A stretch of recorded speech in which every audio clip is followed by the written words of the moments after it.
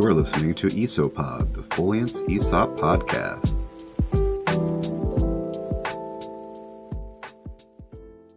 Welcome to the ESOPOD. My name is Sean Hoy, and today I'm joined by Shelbi Urban. How are you? I'm good. How are you, Sean? Pretty good. It's a little gray and rainy, but it's sort of better than snow, I guess. Yeah, same here. It's been really windy today here in Oklahoma, so Yeah. it's storm Yeah, we've season, had a lot of right? wind. Yeah, Yeah, really. springtime. Yep. So I wanted to kind of get a baseline for who you are. So who are you? What do you do at Cimarron, and where'd you come from? Yep. I'm Shelbi Urban, so I work here at Cimarron Trailers, and I'm our marketing coordinator. I've been here a little over 3 years. I guess it'll be 4 in August, so time flies when you're having fun, I guess. I kind of came at a really crazy time in the trailer industry. So I came in the middle of the pandemic. So I started in 2020, which was fun and crazy. The trailer business is really was booming at the time, and it still is. It's been a fun experience for sure. The last 3.5 years have just flown by. But before Cimarron, I came from the food industry. So I started in CPG, so consumer packaged goods. And I worked for pistachio grower processor down there in California. It was a lot of fun. It was out of college. I traveled. I launched new products and did R&D and did a lot of fun stuff. Kind of, I guess the best way to describe the CPG industry is kind of like, I don't know, have you seen the show Mad Men? It's kind of like that. Yeah. A little bit like that. So kind of fun, but it's really good to come back to my roots. So I grew up in the agriculture industry. And I grew up showing livestock across the country, and that's where I met my husband. And he's an Oklahoma boy, so here I am. He brought me here after we got married. You're from California? Yes, originally from California. Yep. So my husband brought me here to Oklahoma, and really the rest is history. So it was kind of fun to come back to an industry that meant so much to me. So growing up showing sheep, I was a consumer of trailers and still am today. My husband and I are constantly on the road going to livestock shows with the one is students, and then also our kids are showing too. So we're in the industry and consumers ourselves. So it's been really fun to get to be a part of that world. I always think it might be a weird question, but from Iowa, I don't really know a lot of people that own animals, even though there's a lot of farms. But whenever I'm down in Oklahoma, I almost want to ask, like, how many animals do you have? Like, how many did you have growing up? Seems like everyone has one or two. Good question. Or many. My family and I actually raise sheep. So I grew up raising them and showing them. So I think at one point the most we had was probably, I don't know, we had over 50 head at a time, which was crazy. Probably we're not that high anymore. We're probably at 20. So my husband and I have about 10 or 12 at the house for ourselves, not including show sheep that the kids show. And then we also raise show pigs. So we're pretty busy. So we have we've had a few sows in our day and raised and shown pigs, which pigs are pretty popular in Iowa too. So nothing uncommon to see over there. But yeah, so we're pretty booked up and busy at our house, I guess. I do chores in the morning and then come home and do chores at night after work. So there's never a dull moment at the Urban House. I can promise you that much. I also know that you did some work or internship in Australia. Is that right? I did. I lived there for about 6 months. I worked for, it's called Australian Egg Corporation. So essentially it's like the egg commodity board of Australia. And I lived in Sydney. It was really cool. It was beautiful. My commute to the office was, it really, honestly, you couldn't beat it. So I got to go across the harbor bridge every morning and overlook the opera house every day. My office overlooked the clock tower. It was fun, right? So I loved it. It's really funny that, Aussies are great people, super fun, very welcoming to me. But I had no idea that we were speaking the same language, but sometimes it was not always the same, if that makes sense. So it was very funny. I got made fun of quite often because I had to tell them to slow down, which is funny because I talk fast myself. But I was not understanding and comprehending some of the things and sayings, but it was a lot of fun. So that was, I was only finishing up my master's. I finished it up there. And I loved every minute. It was a great time. It was during a time in Australia when there were passing new laws and things that had to deal with the egg industry themselves. So that was kind of interesting to be a part of that. Got to work with different types of larger corporations that from all from having raising hens to laying eggs to the whole processing facility. So that was fun. I mean, I learned a lot. Um, I'm sure I have a lot of fun random facts about eggs now, but never thought I'd end up in that world. Knew nothing about chickens before I started there. Just a sheep kid that ended up in Australia, but it was fun. It was a fun time. Definitely out of college. I learned a lot. So all the way to Chickasha, Oklahoma. Yep, all the way What to do you do? What's your day to day like there? yeah. So every day's a little bit different, right? Sometimes I don't know, marketing's kind of fun in that regard. And every day is a very, very different day. We got a lot of irons in the fire. But day to day, essentially, I manage our social platforms. I manage our website. I deal with our dealers a lot. So if they need assistance, I help them.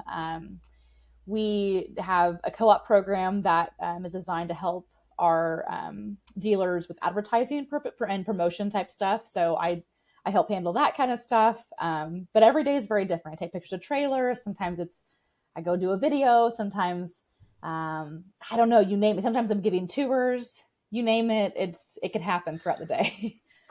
You guys do a lot of shows too. Are you involved in those? Yeah, I've gone to a few. So we do a lot of shows with our dealers, which is really kind of neat. So we go as support for them. So when we have shows, around the country, we try to go our best we can to go support them with whatever they need from a manufacturing standpoint. Because we don't specifically sell directly to customers, we have to obviously go through a dealer, right? So we're just there to support them and give them any support they might need while they're at the show themselves. But recently, we just had, well, I guess we had two shows recently. So we were in Arkansas at a barrel race, which is really cool. One of our dealers get a big giveaway trailer for Cimarron, which was kind of fun to be a part of. And I think Anthony actually was our director of sales and marketing. He actually, they won the I think they won the cornhole tournament, so that was kind of fun. So Oh him and one wow. of our dealers won that together. And then we're up in Manhattan, Kansas, and they have a big cattle show there every year in April. It's called the Aggieville Showdown. It's kind of cool. It's a cool event. They get to show the Grand Drive's in the middle of Aggieville itself. So you go downtown, in the middle of downtown, and they put up this. Oh, there's lots of lights, and they bring the cattle down there for a big Grand Drive. It's kind of a cool event that they've done. So we got to go participate in that, and that was a lot of fun. And our dealers went and supported our dealer with that. So that was fun. Yeah. So we're on the road a lot, and every day is very different for our sales team and myself, which is pretty neat. So aside from all that, I know you're also on the ESOP communication team with me. I So am. why did you want to join that, and what was that process like? Yeah. So gosh, it wasn't too long after I started, and I was Ben had approached me and asked me if I would be interested, um, and I said absolutely. I think it's an awesome opportunity. I love the fact of helping be able to like bridge the gap for people. I think it's maybe that's the marketer in me. I don't know, but um, I think it's really awesome to be able to help educate and empower employees and empower your people. And so whenever I get the opportunity to do that, I think it's just a really awesome opportunity. And the ESOP communication team really tries hard to do a great job at that. We're the cheerleaders for ESOP, and we're one big giant family, which is kind of cool. It's been a fun experience for sure. In a manufacturing setting, obviously engagement isn't always the easiest thing to get, right?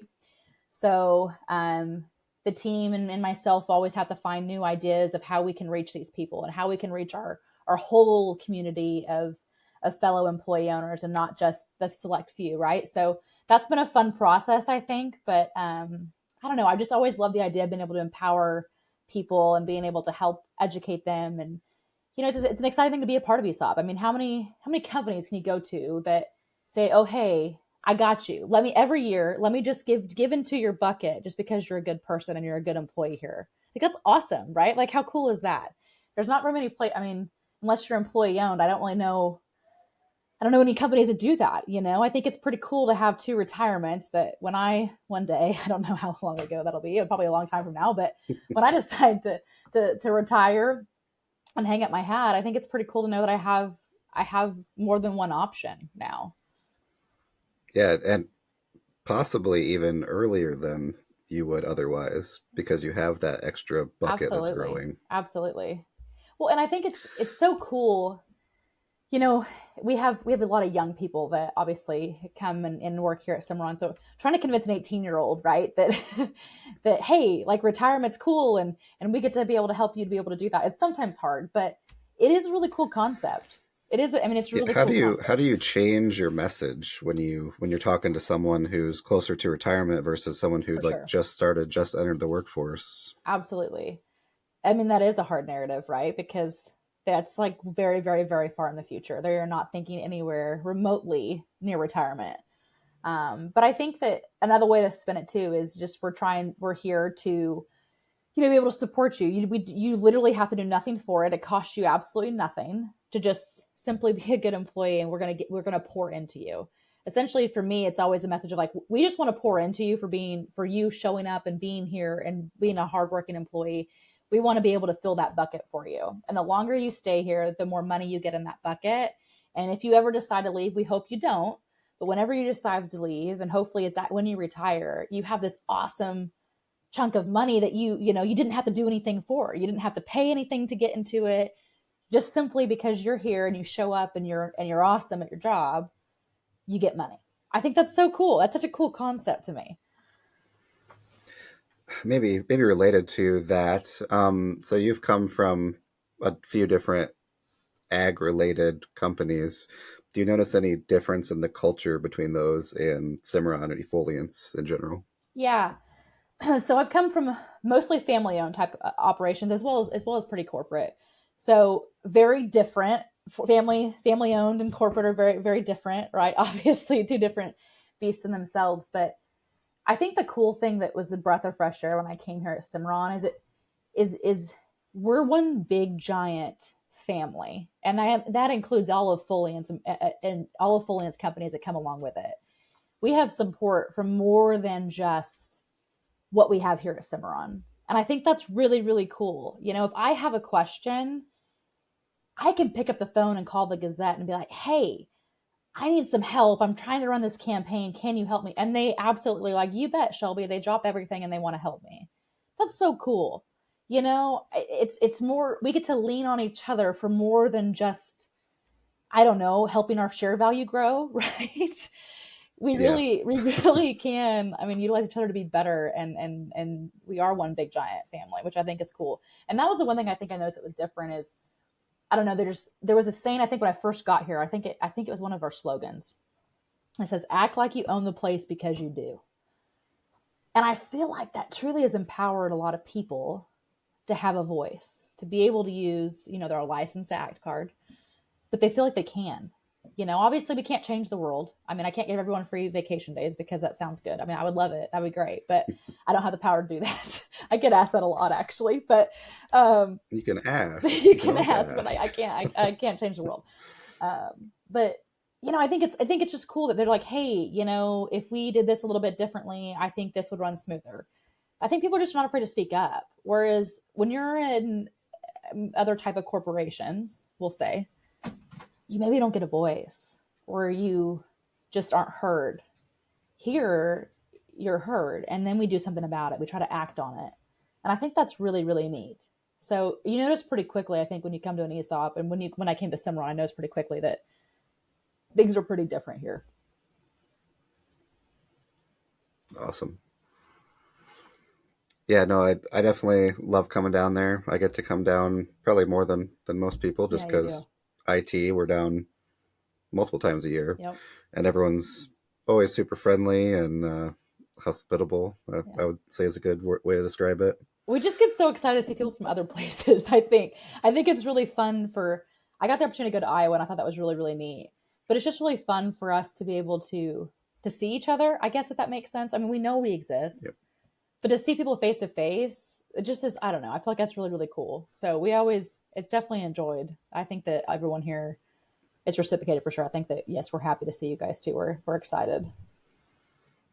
Yeah, I think it can be hard for people to feel like they're part of the whole collective because not everyone gets to travel or even talk to people from Yeah, the other business units. yeah, Um, absolutely. yeah, that's definitely something we've talked about as part of the communication team. Just how do you make everyone feel like they belong Yeah, and I don't think to that's the an easy family? task by any means. Yeah, But I think I mean, and it's kind of neat. I mean, we all do very different things, right? But we do a lot of similarity. Like we have a lot of similarities. Like Lifeline and us, we're pretty similar in I mean, obviously the products are very different, but we do similar things, which I think is pretty cool. And when I got to go tour that, oh gosh, maybe 2000 and maybe 21, maybe 22, I'm not sure which year, but I got to go down to Iowa and I got to go tour Lifeline and see what it was like, and that was just the coolest experience. And I remember walking through their plant going, oh my gosh, like we do similar things, like our people do similar yep, things. And it's cool because they get so excited to see somebody else that does similar things too. Like we're always excited to see each other, I think. I don't know, maybe we need to do pen pals or something, or figure out a way that we could yeah, yeah, meet in the exactly. I middle mean, or something. you need to find like those similar groups of people, like engineers or Yeah, marketing or whoever, and can get them together for like a summit or something. I think you're right. I think That that'd be kind of cool. yeah, I don't know if I have the power to do that, but it would be kind of neat. I agree. we can recommend it We to can somebody. recommend. Yes, we can. Yeah. Absolutely. So I guess I know you guys are starting a pretty big project about onboarding on like the on ramp for new employees. Can Yeah. you talk about that? Yeah. So we started a new hire orientation process. I guess it was in February, I think. I may be wrong, but I'm pretty sure it was in February. Essentially, these new hires go through it's essentially it's essentially a course that starts and they find out information. We provide information and PowerPoints, and people come and present. Who is Cimarron Trailers? What are we? What is your day to day going to look like? Here's how departments work. Here's what you need to know, right? Like things that new hires, when you instead of just trial by fire, you know what I mean? Like we're trying Yeah. to we're trying to be able to bridge that gap. So one, I think it helps the turnover because they understand their job, right? The expectations immediately out of the gate. Here's what we expect. Here's Cimarron values. Here's our core building blocks that make us who we are.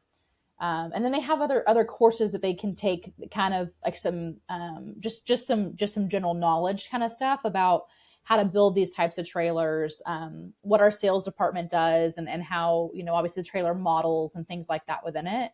It's pretty cool. And then they do little, I'm not sure what the word they call it, but I think they're like little sessions that they go to, and they get to work for a couple hours throughout the day and work on those. But this program is about a week long. So it starts on Monday morning and ends on Friday about lunchtime, I think, which is pretty cool. And they get to meet people from all over the plant, which, I mean, as a new hire, you don't really, you don't know anybody, but maybe you know where the bathroom is, but the rest of it, you're just kind of hoping for the best, right? So, Hmm. um, it's been really interesting. It's been kind of fun. And, I think we found success through it. I think our people have really, obviously enjoyed learning more about Cimarron. And I think it's evolved as it's gone, right? So I think that, we're learning as we're doing this, what works and what's not working, which has been kind of fun too. So, but overall, we're really happy with it. I think it's been just a fun project to see, how new hires react to it, what turnover is looking like since then. And I think so far it's been successful. Is that just for like shop type employees, or is that any new employee that comes in? Well, we haven't really had anybody from the office come in just yet to join it. But I do think that will be happening very, very soon. So I think it's for We'll find everybody, out. right? We'll find out. I think it's for everybody. The knowledge that you're going to learn, I think I would have loved to have known some of it, right? So to know, some of our core values and our mission, which obviously we just kind of for sure firmed that up last year, which was really exciting time for us too. So, but it's just kind of cool to be able to the history of Cimarron. Here's who we are. Here's the expectations. Here's your job functions and what we expect out of that. Out of that, and here's how we build these trailers. Here's what makes Cimarron trailers so awesome.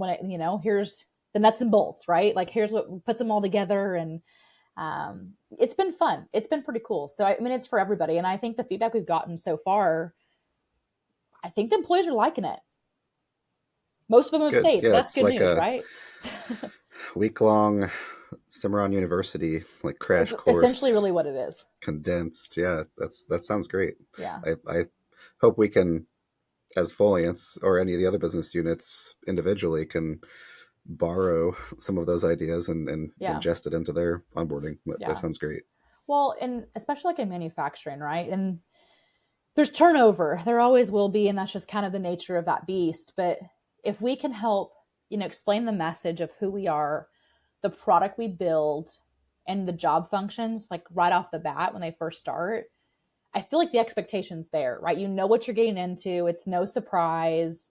And you're also not, just left in the wind and not knowing what's happening. I think it's helpful. I think that, employees, they want to know, right? Maybe they're not going to ask the question because they're brand new. So I think it's kind of cool that we now provide this information to them, and they, obviously can really take off from there. And I think that, I don't know, I think a lot of ways this could be, I don't know, trickle down to a lot of different types of things. Maybe it's not just for new hiring stuff, but maybe other trainings, that we could do after that. I think it kind of is just segues into other things for us, which is kind of exciting. Yeah, yeah. It sounds like the way you have it set up is there's little like classes, and you could almost just make a 102 or Yeah. 201, like how college does it. Yeah. You could get to the advanced track now because you've been here, Absolutely. and yeah, that's really cool.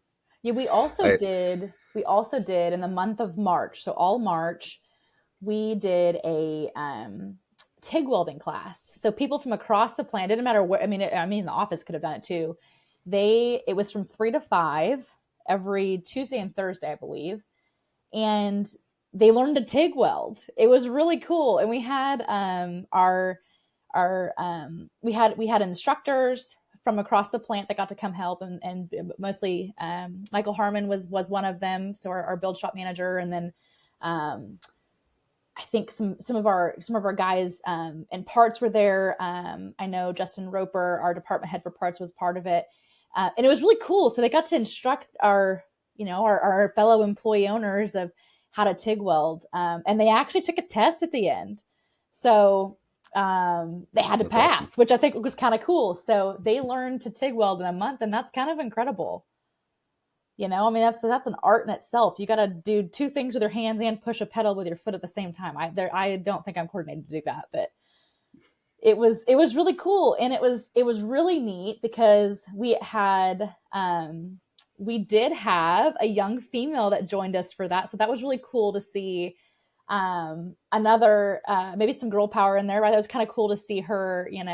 Miss Caitlin was learning how to TIG weld, and she did a great job. That was really fun to see that, and watch her be so excited to be a part of it. And you'd go out there sometimes at lunchtime, and there'd be a group of them practicing that were, and it was awesome. It was really fun to see, just across the plant camaraderie, and people that maybe they were already MIG welders, but they never knew how to TIG. So now that they have another skill, which essentially ultimately allows them to have, they have a certificate. They pass this course. Now it allows them to be eligible for potential other job opportunities throughout the plant, which is pretty cool too. Yeah, I was gonna say it's kind of like cross training, but also Absolutely. people who aren't even in that field could say like, oh yeah, I can do this. I passed. That's really Absolutely. great. Absolutely. Yeah. So it was I think it was done a long, long time ago, at Cimarron, way before my time, but, and then we hadn't done it in a long time. And so now we started doing them again. And I think they're really cool. I think the next class we'll do, I'm not sure when we'll do it, probably summertime, is already full. So people, there's a wait list for this. People are excited to be a Wow. part of it. So it's kind of exciting. Yeah. So I don't know what classes we'll offer next, but for now we have TIG welding 101. So it's pretty cool.